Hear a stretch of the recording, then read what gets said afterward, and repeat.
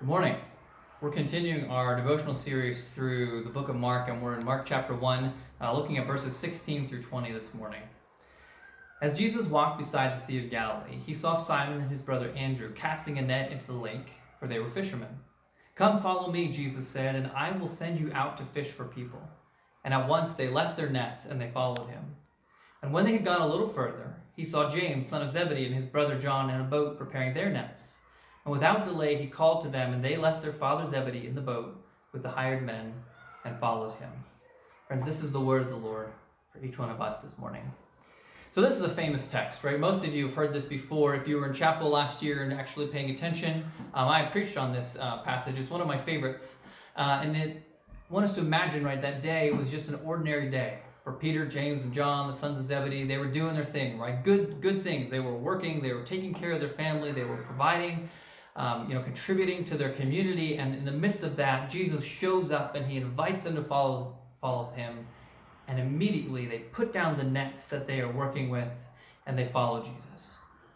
Now, what always stands out to me in the story is that image of the nets, right? Those thick, heavy fishing nets. Because the reality is that we often get entangled in nets of our own.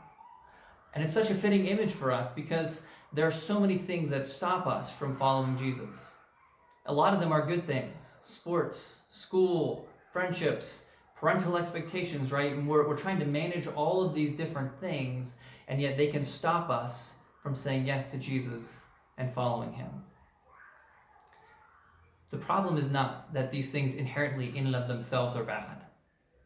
Is that they stop us from being in relationship with God. And when they stop us from following him, that becomes a problem. And so here's what I have a little confession to make. Just like you, I get caught up in stuff. I get entangled by things that suck away all my time, my energy, my emotional kind of an intellectual space. And so a while back, I downloaded some games onto my phone. Harmless, insignificant thing. But then I found myself spending all this time playing these silly games, Candy Crush, Tetris, you name it. And I realized that, wow, this is stopping me from connecting with the people who are around me, with my wife and my kids. It's also stopping me from spending quality time with God. And so it was with great sadness that I had to delete those apps off of my phone because I realized that I had gotten ensnared in them, that they had captured me.